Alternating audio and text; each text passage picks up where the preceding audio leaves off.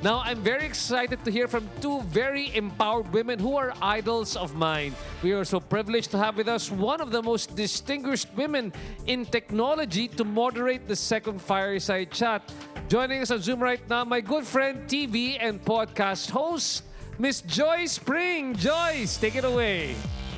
Hi, RJ. So happy to be here. What's up, my friend? You're doing such an amazing job hosting and moderating incredible conversations here today.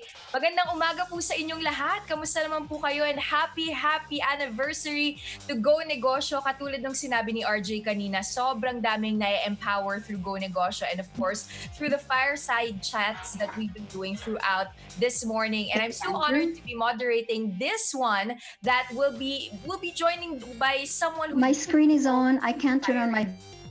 Now, I think, the tech industry still has a long way to go towards equity and equality in the workplace. But really, our next speaker broke the glass ceiling in this industry. Let's get to know her story, the CEO story. Please welcome the first woman president of Utah Valley University, Dr. Astrid Tuminez. Hi, Dr. Astrid.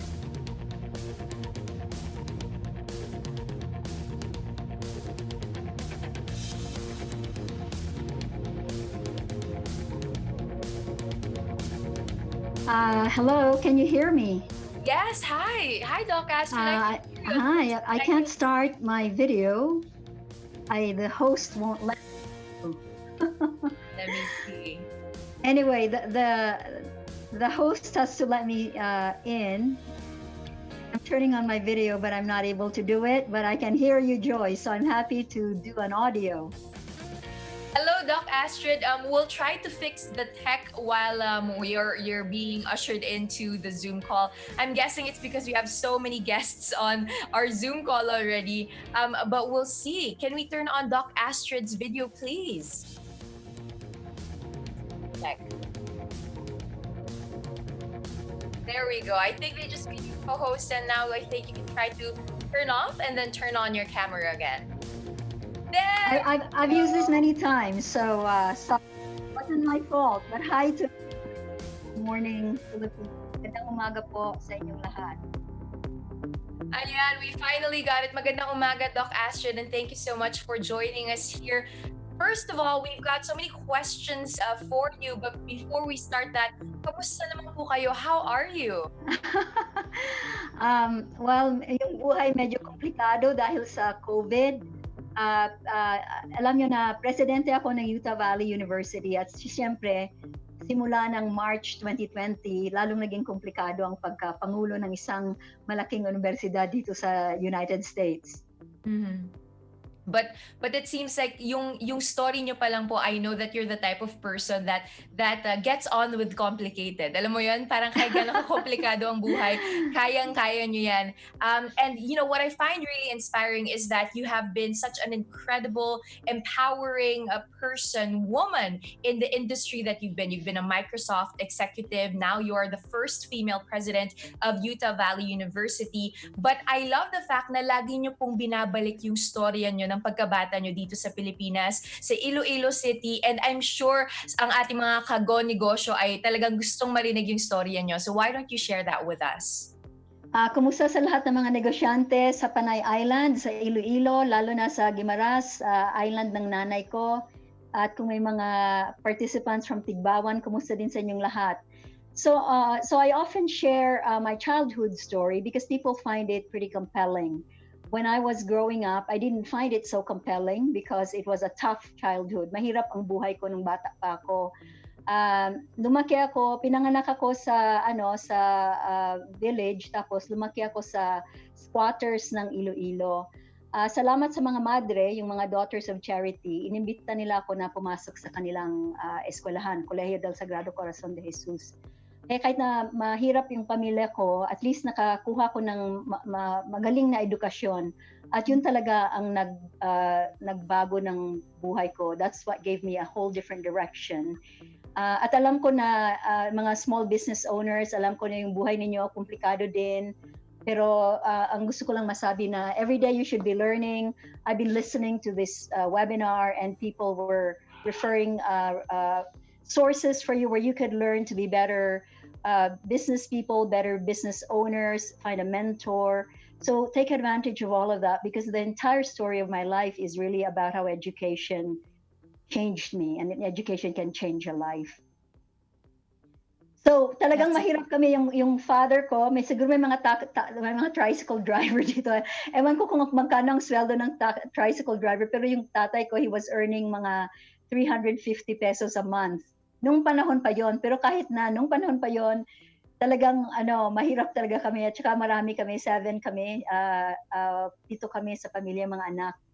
So, pero ngayon nagpapasalamat ako actually na mahirap yung buhay ko, dahil pag mahirap yung buhay mo, makakaangat ka pag may ambition ka, at saka willing ka na magtrabaho, put in the hard work, and really have hope and work hard. Talagang makakaangat ka sa buhay. So nag-aral ako sa Harvard at sa MIT. Alam niyo na mga eskwela na yan, mahirap makapasok dyan.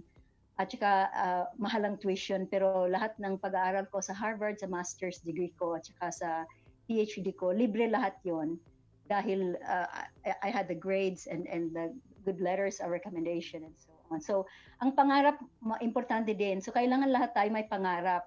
Like ngayon, mahirap na dahil may COVID, pero yung mga pangarap natin, dapat na buhayin natin. Huwag nating hayaan na mamatay yung mga malalaking pangarap natin sa buhay.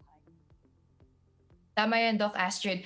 Your story is very inspiring. I'm sure you hear that all the time. But even more so because of the cards that you were dealt. Kasi madalas, ang iniisip po natin, pinanganak ako mahirap, di ba? Siyempre, mamamatay na ako mahirap. Ito na lang talaga yung kaya ko. Pero tama kayo, di ba? You know, you have to hold on to hope. You have to hold on to a dream. Kung meron kang pangarap, kailangan mong pagtrabahuhan yung pangarap na yun. Can you tell us, what are the things that you learned along the way? Because I feel like, syempre kung ikaw galing ka sa mahirap, yung tatay mo, tricycle driver, di ba? You were born into a village. Hindi tricycle driver ang tatay ko. I was just comparing, what he was earning versus what a tricycle driver would earn. Yes, ayun po. So you didn't come from an affluent background, but then you ended up studying in Harvard and MIT, and now, achieving so many incredible things there in the US. Paano po yung journey na yun, and what are the things that you learned along the way? Well, unang-una, syempre tinulungan ang pamilya ko ng mga madre. So kung hindi kami pinapag-aral ng mga madre, siguro I would not have attained what I was able to attain. So yun una, nagpapasalamat ako na may mga mababait na mga madre sa paaralan ng Kolehiyo del Sagrado Corazon de Jesus. So isa yan, kasi dahil sa buhay natin, hindi naman na tayo lang talaga ang gumagawa ng mga bagay na para sa success natin. May mga taong tumutulong sa atin. So isa yan. Pangalawa, nung maliit pa ako, talagang nagsikap ako na matuto ng mabuti lahat. I was so curious. So, halimbawa nung natuto na ako magbasa, halos yung buong library, binasa ko lahat ng libro na nasa library namin. So ngayon may internet tayo. I mean, earlier there was a conversation about digitization. Ngayon may internet tayo. Halimbawa gusto mong matuto ng chemistry, gusto mong matuto kung ano yung politics ng Russia, or ano yung economics ng Sweden, or ano yung learn about space. Yan na sa internet, sa telepono natin, hawak-hawak natin, isang napakalaking computer. Kung makita natin to sa telepono natin, isang napakalaking computer. Pero kailangan tayo mismo magsisikap. So kahit na maliit pa ako, talagang nagsikap ako, at pag mahirap yung isang subject, hindi ko mag-give up kahit na pangit yung grade ko, pero talagang mag-aral pa ako para pagkatapos A na talaga yung grade ko. So pagsisikap, pagtrabaho, at saka din yung pagpasalamat sa ibang tao, pagpapasalamat sa Diyos, at saka hindi talagang nung maliit pa ako, hindi I didn't allow, sorry, hindi kasi masyadong magaling yung Tagalog ko. So yung paghihina ng loob, I tried not to dwell on that too long. So kahit may mga nangyayari na mahirap, hindi ko sasabihin sa sarili ko na iiyak ako ng 10 araw or wala ng pag-asa. Talagang nilalakasan ko yung loob ko. At sa palagay ko sa buhay nating lahat, walang tao na puro lang kaligayahan or puro na lang success. Lahat ng tao may paghihirap. Lahat ng tao na bibiyak ang puso. Lahat ng tao may failure. So kailan pag-isipan natin kung paano natin mapapalakas yung loob natin para bukas paggising natin, okay pa rin, nakikita natin yung araw, nakikita natin yung mga halaman, mga bulaklak, mga kaibigan natin, ang pamilya natin. So yun ang mga bagay na natutunan ko nung maliit pa ako. Thank you for that, Doc Astrid. I want to ask naman po, no, you wrote a piece in 2016 for News Deeply about the importance of education and its impact on women and girls. And ever since, alam ko po na ito yung isa sa mga advocacies nyo, no? How did it become your advocacy, and what are your thoughts now on education and its impact on women and girls? There's a lot of research about education and how education is correlated with better health, better earnings in a person's lifetime, whether you're a man or a woman, better family life, and better participation in civic life, in politics, in being a citizen. So education is very powerful that way. The second thing about education is that it broadens our mind. So it enhances our imagination as to what we can become and what we're capable of. So an example from my life is when I was quite young, again coming from the Nipa hut in the squatters. I'd go to the library and I learned about New York City and the United Nations, and I said to myself, I will live in New York City someday.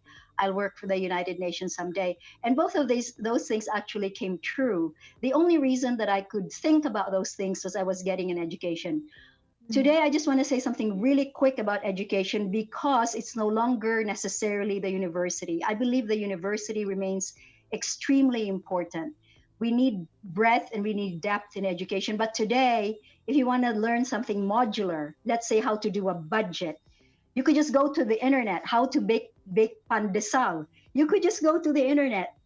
So education today is both formal and informal. And I want to say to all of the business people on this call, be curious about the world. Be curious about what other people are doing and what you can learn from them.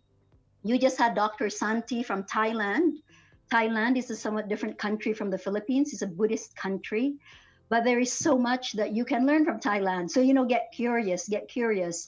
And at the end of the day, if you can invest in your children's education, do that. That is an investment worth making. So again, it just frees our mind. And once you know what you have inside you, nobody can stop you from doing amazing things with your life.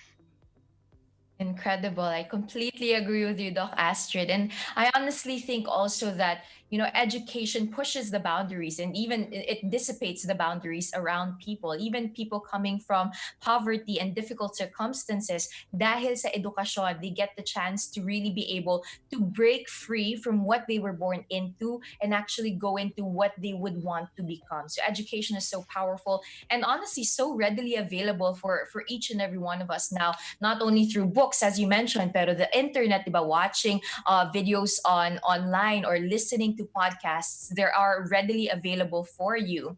Now, I want to know also, because you are a well-respected educator, ma'am, and you are also a former corporate leader, I think one of the things that we would often hear is the importance of mentorship in any successful career journey, right? So I want to know, did you ever have a mentor, and what do you think is the importance of mentorship in the journey of anybody who wants to be something that's greater than themselves? Yeah, so definitely, I think all of us who've had success in life have had mentors. Unang-una siguro kailangan sabihin natin ano ba yan ang mentor. So mentor yan ng tao na ginagalang natin, na mahusay sa mga bagay na importante sa atin. So mentor, tao din yan na may character. Ibig sabihin na they are honest, they are professional, they are kind. Sa atin na yan, no, kung ano talagang gusto natin na mentor. Tapos ang importante sa mentor na may chemistry, na halimbawa gusto kong maging mentor ng isang tao, pero kung they don't like me, mahirap yun maging mentor natin. No? So ang mentor sa palagay ko can do different things for us. Unang-una, yung mentor na yan, pwede nila tayong bigyan ng advice. Anong mga natutunan nila sa sarili nilang buhay or sa profesyon nila na pwede nilang i-share sa atin. So isa yan na magawa ng mentor.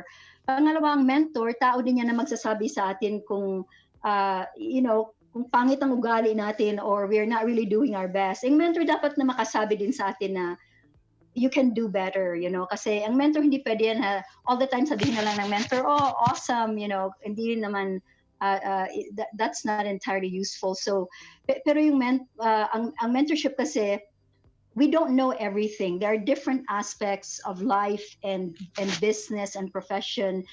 When we look at somebody and we say, wow, I want to know how to do that.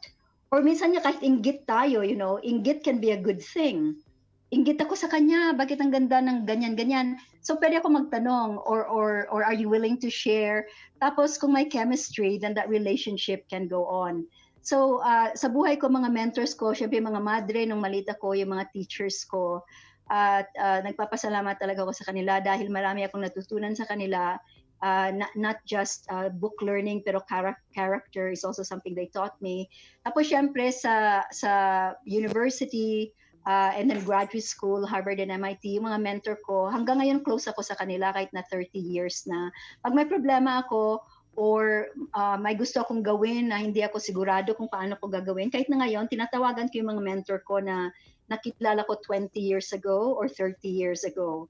Talagang may relationship kami kasi relationship hindi yan dapat na one time lang hello ganyan. May relationship kayo na mahaba. Yun ang tunay na mentor. Ang galing. So talagang kailangan din natin nun, no? Doc Astrid, like that relationship with our mentor. And when I was younger, I just wanted to share with you also at sa ating mga kago-negosyo dito na minsan yung mentorship na yan, halimbawa kung hindi ka makapag-in touch with a physical mentor, a personal mentor, magagawa mo rin siya by reading books. Diba? Meron kang paboritong author, di ba? You read stories from them, their life stories, the things that they've learned and the journeys that they've had. Sometimes those were my mentors. Like I feel like C.S. Lewis was my mentor because I read so many of his books and I've learned so much from him. So there are really many ways kung paano natin makukuha yung mentorship na yun. And yun ang syempre dito sa Go Negosyo, diba? That's one of the best things that we really see with Go Negosyo, yung mentorship from one business person to another dito sa Go Negosyo na to. Doc Astrid, I want to ask naman, I think kind of related to the States now that you're based in the US, with the recent election victory of the first woman of color and the first South Asian to be the Vice President of the United States, what do you see the future panning out for women of today's generation? I think the future looks bright. Of course, there's a difference from generation to generation. Women have come a long way from 30 years ago or 50 years ago. The election of Kamala Harris is significant because, as you said, she's the first South Asian. Her mom, I believe, is from India, and then her dad is from Trinidad, if I'm not mistaken. And so having a woman in that position as a vice president, potentially she could be president, it kind of is amazing because for all the girls of color, all the minorities, all of a sudden they can imagine what they could become. There's a saying that we often cannot become what we don't see. And so once you see someone break through a glass ceiling or, become the first something, I'm actually the first female president of Utah Valley University, and I hope that that's encouraging all of the women at UVU to dream that they could be whatever they want to be. So it's very exciting to see, and it doesn't mean that our problems are over, because I think throughout the world we still see way fewer women in the top echelons of leadership. It's still a pyramid. There are very, very few women at the top. And so there's still a lot of work to do, but it's encouraging that we see today women succeeding in engineering, in science, in politics, in scholarship, and in sports, in so many areas. And in business, I mean, it's amazing how many successful women CEOs there are. Again, not as many as the men, but I think that's a start. So it's incredibly exciting. It is indeed. Doc Astrid, we appreciate you so much for joining us here today and sharing with us your inspiring story. But before we let you go, I want to ask you, do you have any message out there to, I guess, a young woman or a little girl who would want to be successful also in the field that they've chosen for themselves in the future, but they feel like their circumstances are not helping with them? Ano pong maipapayo niyo at anong mensahe niyo sa kanila?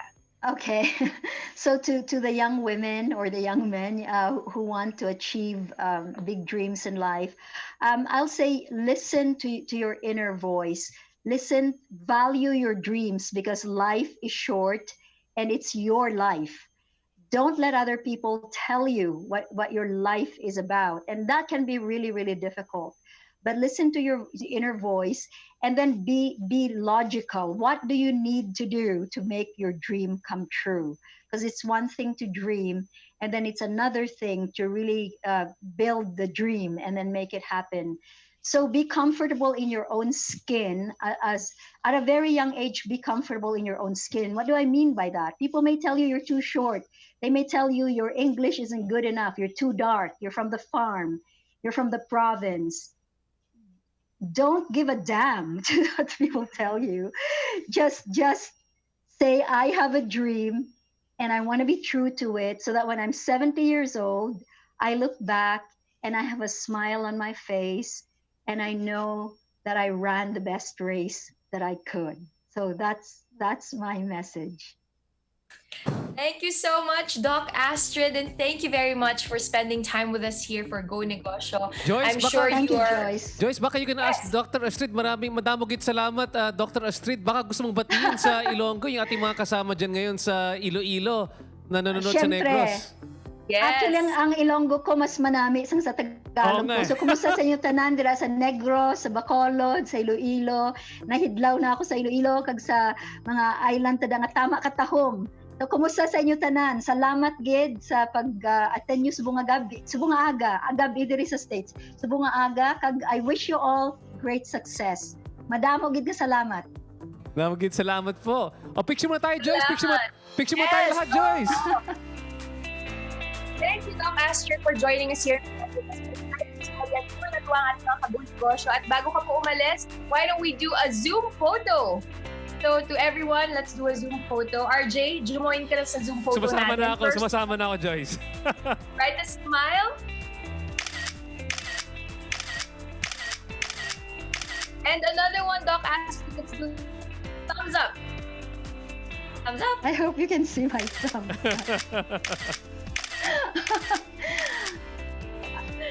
Thank you very Okay, much. thank once again, you. Mr. Astrid Tuminez, for joining us today. Maraming salamat po. God bless you and take care there. Thank you. And continue to inspire women to be. Thank you, Doc. Bye. Bye. Thank you so much. God bless to you, Dr. Astrid Tuminez. And of course, thank you so much, Miss Joyce Spring. Joyce, I wish you were with me here in the studio. I love chatting with you. Now, with the current pandemic experience, it has shown us that the world that digital technology is vital to keep the economy running all over globally, and has enforced all business industries to transform their businesses towards digitalization.